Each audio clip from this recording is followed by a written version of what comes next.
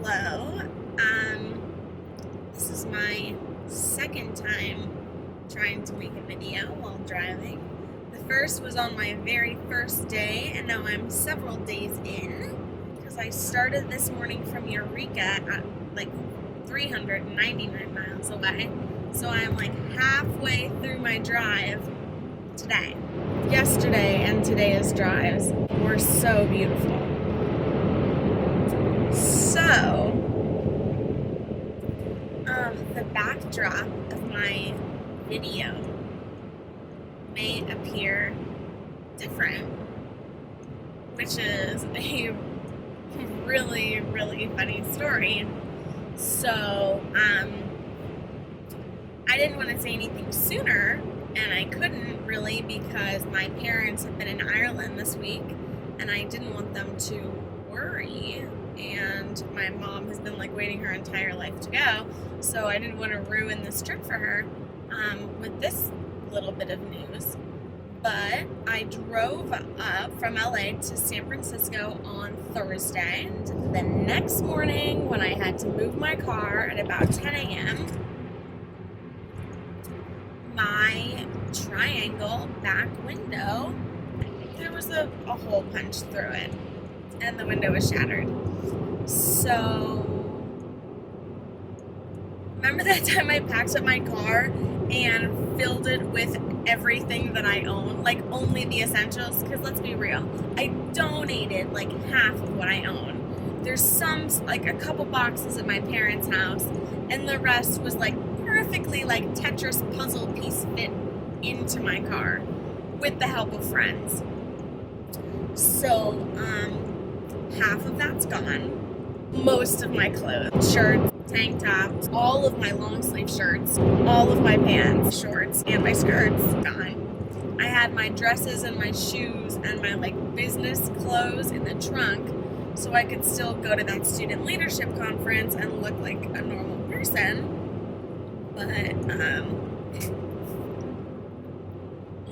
also, I have had to now take an inventory of everything else that was gone.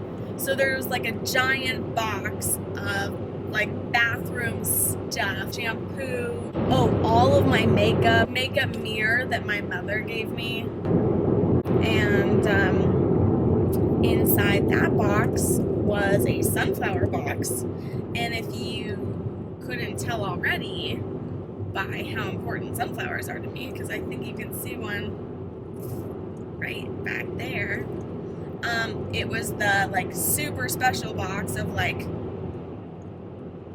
only sentimental stuff and like shit I had to get done. But there was like a letter from my mom, the card from Ivy, my power adapter to my computer, and you know, my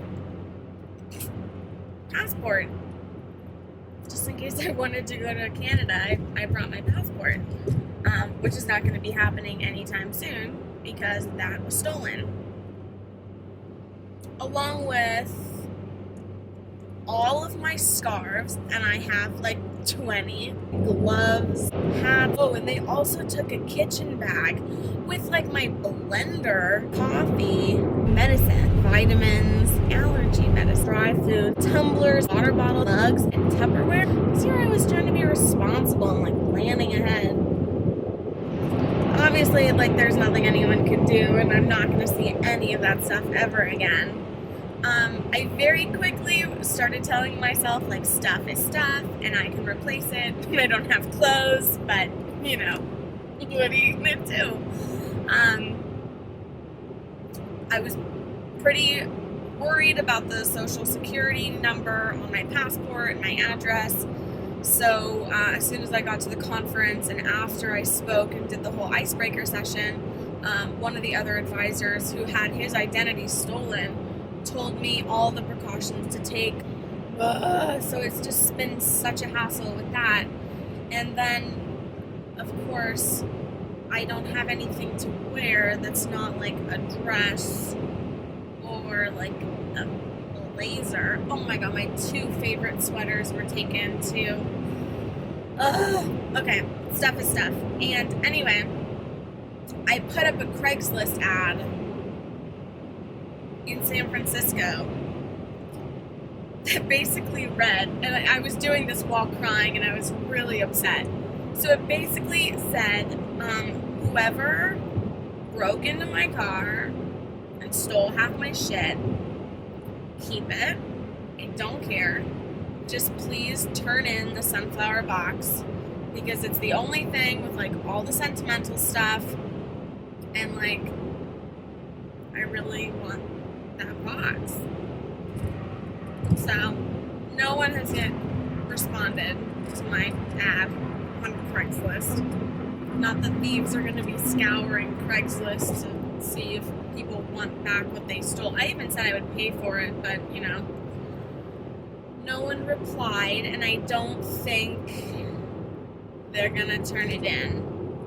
But you know, if there's any little extra fairy dust out there that can sort of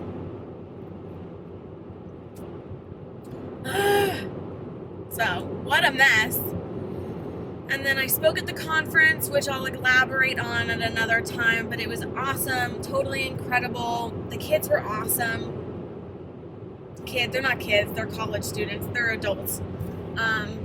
But yeah, I don't know. It was just all the good vibes that I needed. And then I dropped down again to Santa Cruz. And when I was driving down to San Jose the first time to get my car fixed and to speak at the conference, I was so tempted to just keep going south, because I was like, look, I could just call this whole thing off and go home.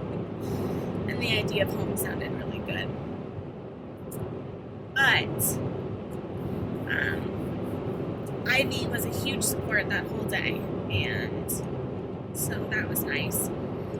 And I was just needing a little family, so I went to Santa Cruz to visit with my cousin Wendy, who is such a darling, and we went thrift shopping. So now I have 3 shirts and 3 pairs of jeans from Santa Cruz. So I'll be slowly rebuilding my wardrobe from thrift shops on all of my stops. It's a super sweet idea. So, you know, opportunity for rebuilding. But